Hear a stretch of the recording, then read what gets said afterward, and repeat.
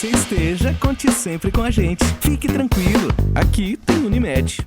Eu sou Rosane Costa, sou fisioterapeuta, ergonomista, convidada do programa Bem Viver e vamos conversar sobre ergonomia.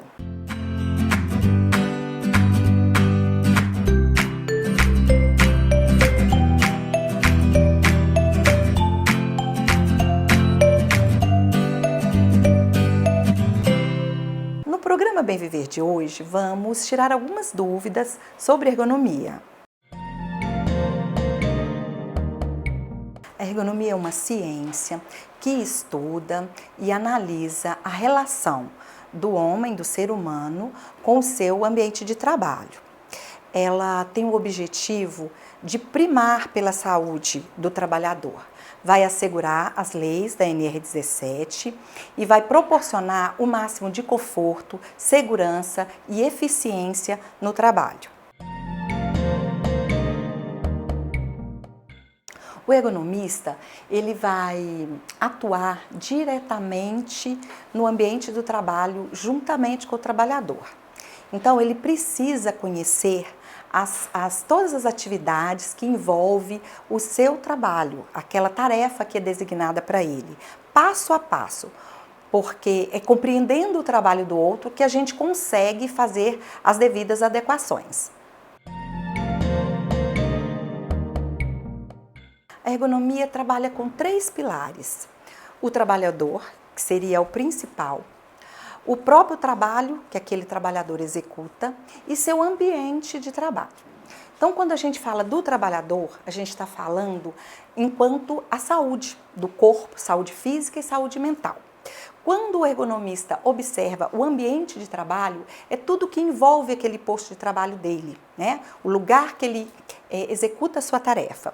E o próprio trabalho é como é feito essas atividades. Os tipos de ergonomia são a ergonomia de concepção, a ergonomia de conscientização e a ergonomia corretiva. O ideal é que a gente trabalhasse com a ergonomia de conscientização e a ergonomia de concepção. De concepção seria aquela ergonomia lá na época do projeto. Quando, vou dar um exemplo, uma empresa ou na casa da gente, a gente vai desenvolver um projeto e ele vai ser adequado ao ser humano, né? Ou a pessoa que vai usar aquele maquinário, aquele equipamento, aquela sala, aquela pia. Então, isso seria a ergonomia de concepção. A ergonomia de conscientização é essa que nós estamos fazendo aqui agora, né? Eu estou falando para vocês sobre um assunto para que vocês tomem consciência desse assunto, aprendam e multipliquem. Agora, a ergonomia corretiva é o que a gente não deveria aplicar tanto, mas infelizmente é a que é mais usada.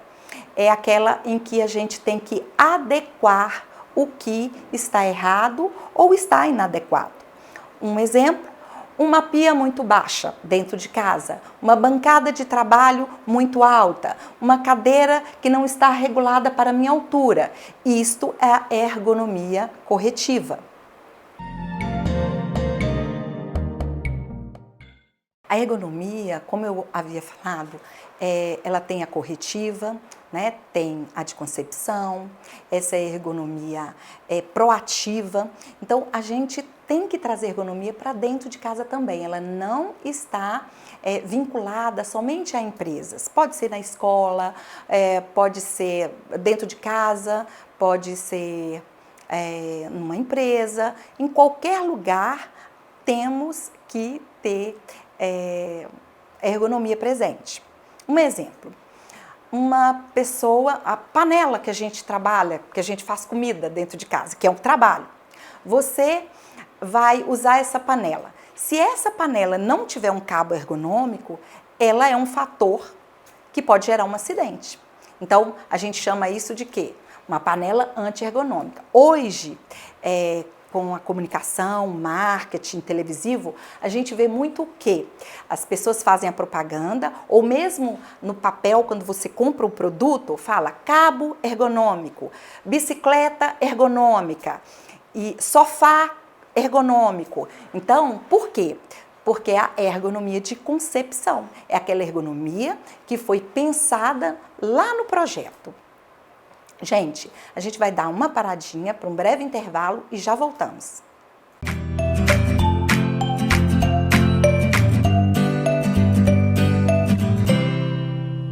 Onde quer que você esteja, conte sempre com a gente. Fique tranquilo, aqui tem Unimed.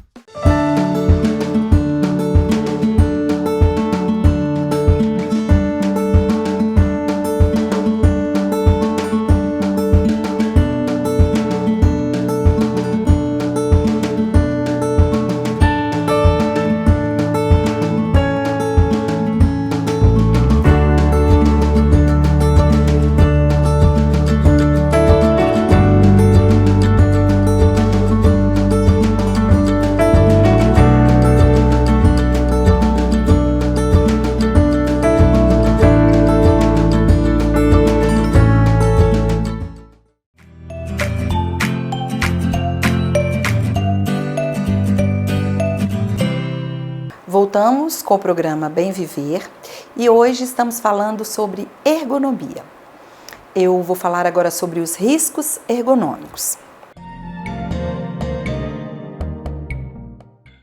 O principal na NR17 é que a gente assegure a segurança do trabalhador. Então, um dos primeiros fatores é a sobrecarga biomecânica. O que é isso? É o excesso de carga, de peso em cima do corpo humano, né? Seja o trabalhador empurrando alguma coisa, carregando algum objeto, acima mais ou menos aproximado de 10% do peso corporal. Então, deve evitar essa sobrecarga biomecânica. Na nossa casa, a gente também deve evitar carregar peso. Às vezes, chega num consultório, as dores musculares, e a pessoa fala assim, exagerei na faxina hoje. Então, vai arredar um guarda-roupa, vai empurrar uma mesa. Então, esse é um fator de risco, a sobrecarga biomecânica. Segundo fator de risco, é o mobiliário. Então, o mobiliário, ele tem que estar adequado à função daquele trabalhador. Estou falando numa empresa, mas dentro da casa da gente, como eu já havia falado, a pia é típico de inadequação. Então, toda dona de casa que tem uma pia que não é adequada a você, a ela, né, desculpe, ela vai causar algum mal ósseo-mioarticular. Seja uma dor articular, seja uma dor muscular, uma fadiga muscular. Então, o mobiliário tem que estar adequado, tanto na casa da gente, quanto na escola ou numa empresa. Terceiro fator, importantíssimo também, a questão ambiental, né? Então, a questão climática, temperatura do ambiente, muito calor, muito frio, isso vai causar uma fadiga. A falta de luminância, então uma luz adequada, mas também o excesso de luz, ela também causa transtornos. A velocidade do ar, né? Lugar que venta muito. E vibração, né, um caso de um motorista, onde que ele trabalha com um solo inadequado, né? Às vezes tem que fazer um trabalho em que o solo não é pavimentado e o carro, o caminhão ou, né, qualquer meio de transporte que ele esteja ali trabalhando, trepidar muito vai causar vibração, principalmente na nossa coluna, e também vai causar transtorno. Um outro fator também importante é os equipamentos com que a gente trabalha, né? O equipamento tem que ser adequado àquele trabalhador. Então, se eu trabalho com uma máquina de costura, a máquina deve ser posicionada e adequada para mim, não serve para o outro. Então, a gente fala muito a ergonomia, por que ergonomia casou tanto com postura? Porque A ergonomia visa o bem-estar, como eu falei no princípio, maior conforto, maior segurança, para a gente ter uma melhor eficiência. Então, a postura é a palavra-chave. Se eu estou bem com a minha postura, provavelmente eu vou estar numa condição confortável. Outro fator importante é o fator que às vezes ele fica um pouquinho mais escondido, que é a pressão temporal. Então, vou colocar duas situações, a situação de empresa e uma situação mais do lar, mais doméstica. O chefe quer para ontem, às vezes para antes de ontem. Isso vai me causar um desconforto, uma pressão temporal, muitas vezes vai atrapalhar na eficiência do meu trabalho. Então, eu vou ter uma baixa de produtividade, aquilo que seria, que o chefe acha que é bom, que é pressão temporal, não vai ser legal. Por quê? Eu vou ficar apavorada, eu posso fazer coisa errada. O que acontece dentro de casa? Eu tenho um horário X para fazer meu almoço. Meu almoço é ao meio-dia. E aí, eu tenho para fazer o almoço, eu tenho convidados 4 pessoas para almoçar. Chegam 10 para almoçar e tem que sair meio-dia e meio. O que vai acontecer? Pressão temporal. O arroz vai queimar, o feijão vai ficar doce, então vai atrapalhar. É típico de uma pressão temporal doméstica. Outra coisa muito importante é o estresse. Hoje em dia, principalmente com essa situação nova que estamos vivendo, né, pandemia, que já vai para 10, 11 meses, já 12 meses, já não é tão nova assim, a gente está sofrendo muito com esse estresse. E isso realmente interfere na questão corporal também. Então, a pessoa começa a somatizar um monte de coisas, um monte de preocupações, e aí vai aparecer o quê? As dores. Então, esses são os fatores que a gente deve estar atento à nossa vida, no nosso cotidiano. É fundamental ter um programa de ergonomia efetivo na empresa. Primeiro, porque a gente tem que cumprir realmente as leis, mas o mais importante é a gente dar qualidade de vida a esse trabalhador dentro da empresa. Porque senão, se ele ficar numa situação anti-ergonômica no seu ambiente de trabalho, na sua sala, ele vai ficar desmotivado, ele vai ficar fadigado, ele vai ficar doente e ele vai gerar o quê? Afastamento para a empresa. Ele não vai ser produtivo para a empresa. Então, o programa de ergonomia, quando contempla a segurança, quando contempla a eficiência, ele tem que ser efetivo para que o trabalhador também tenha conforto. Isso é o mais importante, porque a estrela é o trabalhador. Então, a ergonomia, ela prima pelo trabalhador. Quando a gente vai praticar ergonomia, principalmente na empresa, a gente tem que envolver todos os trabalhadores. Não é a alta gerência, não é o consultor de ergonomia, não é o técnico de segurança do trabalho, são todos. Por quê? Todo mundo tem que se preocupar com a segurança, com a eficiência e com o conforto.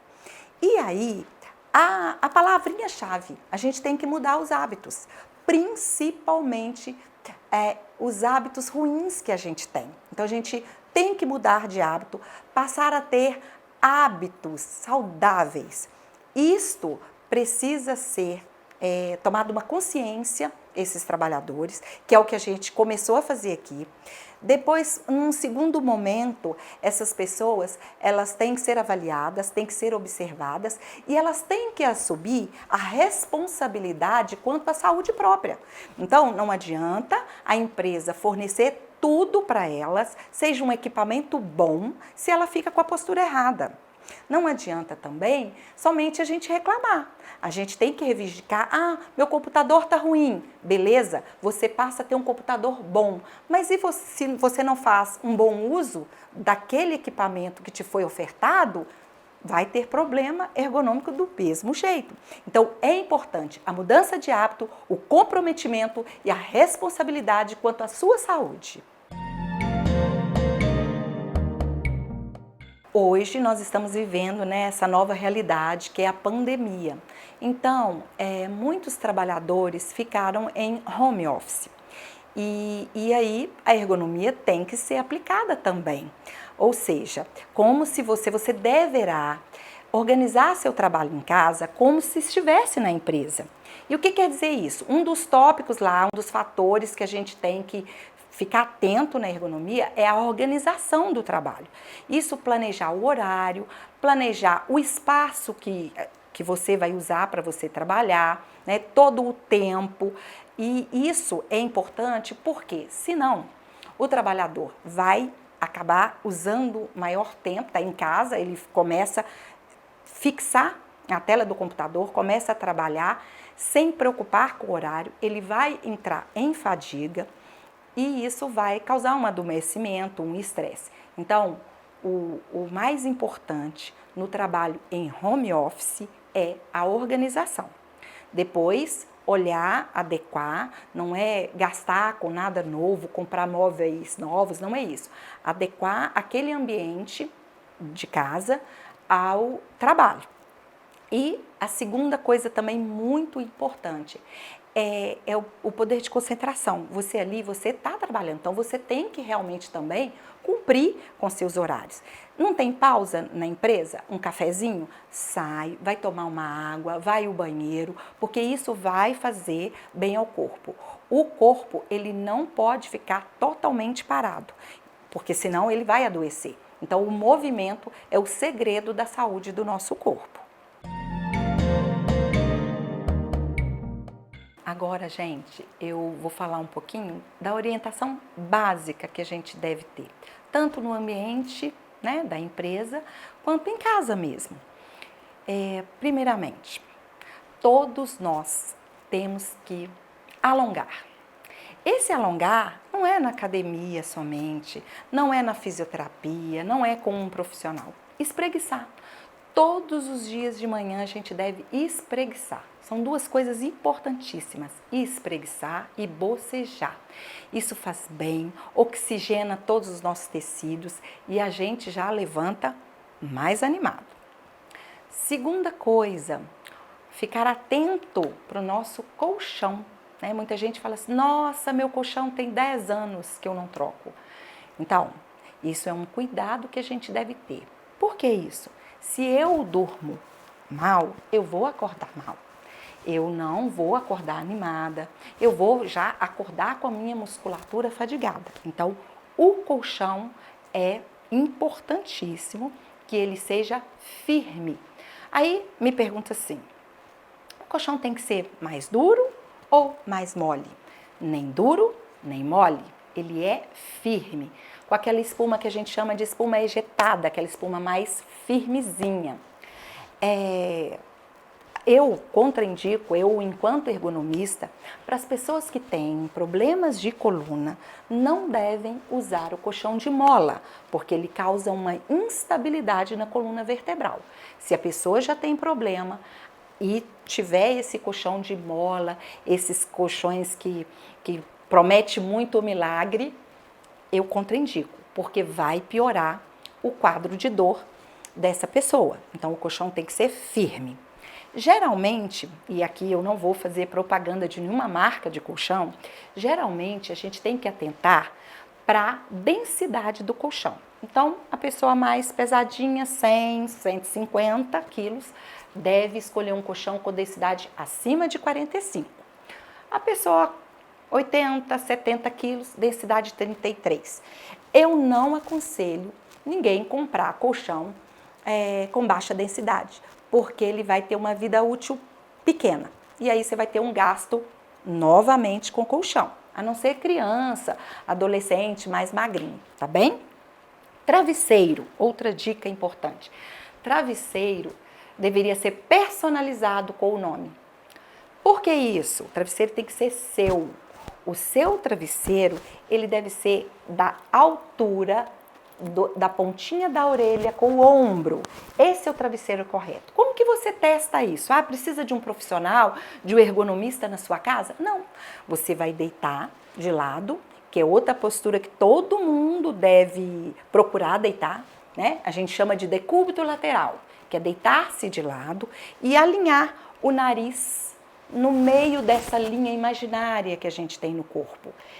Isto é deitar corretamente e medir se o seu travesseiro está certinho. Como que eu faço isso?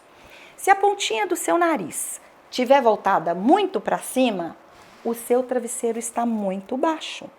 Se a pontinha do nariz está voltada mais para baixo, o seu travesseiro está muito alto e isso vai causar dor. Quando a gente está com o travesseiro muito alto, o que acontece? A outra musculatura fica contraturada e essa fica muito estendida. Quando a gente está com o travesseiro muito baixo, a musculatura daqui fica contraturada e essa aqui muito estendida. E isso vai causar mal, vai causar torcicolo. Às vezes você acorda com uma dor no pescoço e fala, não sei o que foi. Chega no trabalho com dor, indisposta, desmotivada. É o simples travesseiro. E importante, não é o travesseiro caro de R$80, não é o travesseiro da NASA que vai ser o bom travesseiro, o melhor, o bambambam. Não, é aquele travesseiro que está na altura correta para você. Eu vou andar na rua. É uma outra coisa importante. Gente, procure andar com o peitoral aberto, o olhar na linha do horizonte. E isso não quer dizer andar com o nariz empinado, não. Ninguém precisa de andar com o nariz empinado. Ele tem que estar com o peitoral aberto para que esse ombro realmente fique bem posicionado. Andar contralateral, mão com braço. O que é isso? Não andar igual robô, né? E procurar relaxar. Isso faz um bem danado. Outra coisa importante. Se eu estou na fila de um banco, fila quilométrica, igual a gente vê aí, né? Ou uma lotérica, qualquer lugar que você fique na fila, a gente deve fazer o descanso de uma pelve com a outra pelve. Então, descansa um pouquinho, de outro lado, descansa mais um pouquinho. Isso ajuda a mobilidade da nossa coluna. Então, a gente não deve ficar parado muito tempo numa postura só. Aliás, o segredo de uma boa postura é a gente poder mudar de postura. A alternância postural é que vai ser benéfica para a nossa coluna. Quando eu falei de home office, o que faz mal é você ficar sentado o tempo todo de uma maneira só.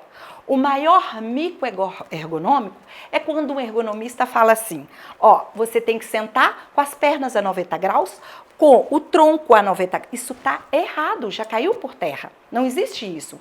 Você tem que sim sentar de uma forma que a coluna fique ereta. Mas o ângulo mudar um pouquinho, isso é benéfico. Isso vai dar um descanso para a sua coluna. Uma outra coisa importante, como que eu devo sentar? Porque tem gente, vou fazer errado aqui para dar maior visibilidade. Faz isso na cadeira. Erradíssimo. Você não pode sentar com sua coxa. A gente senta com o nosso bumbum. A gente não senta nem com a coluna lombar e nem com a coxa. Então, por isso que muitas vezes parece que tem que ser 90 graus. Não. Coluna ereta e sentar com o bumbum. Uma posição confortável. E a cadeira deve ter um alcochoado. Mas o banco da minha igreja não é almofadado. Eu estou trabalhando numa cadeira que não é almofadada. No banco da igreja, nós vamos pensar assim, 1h30, 2 horas. Não mais que isso.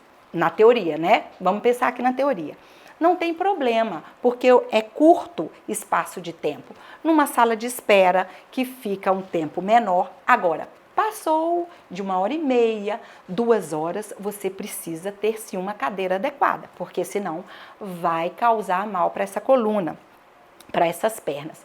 Não se deve também trabalhar de pernas cruzadas, porque dificulta toda a circulação do nosso corpo. Imagina, coração bombeia o sangue para ir lá para o dedão do pé e eu cruzo essa perna. O que vai acontecer? O sangue fica com dificuldade para chegar aqui de novo. Então é necessário que a gente trabalhe, se possível, dentro da empresa que tem o descanso de pés. Aquilo não é à toa, é exatamente para a gente ter uma mobilidade na articulação para ajudar essa bomba, porque esse corpo aqui é uma usina, ele precisa funcionar integralmente. Outra coisa, relaxar. Eu tenho que ter esse tempo de inspirar e respirar. Sabe quando a gente passa um aperto, ou que a gente toma um susto, a gente não quer suspirar, ou a gente fala, ai, isso é necessário porque todo o nosso organismo naquele momento precisou de uma oxigenação maior. Então, faz parte também da boa saúde a gente aprender a respirar mais profundamente. Isso ajuda, inclusive, a pensar melhor. Gente, é isso aí. Nós chegamos no final de mais um programa Bem Viver. Estou muito feliz de ter falado aqui para vocês um pouquinho. Agradecer a Unimed Inconfidentes, na pessoa de Dr. Sérgio Afonso. E até a próxima!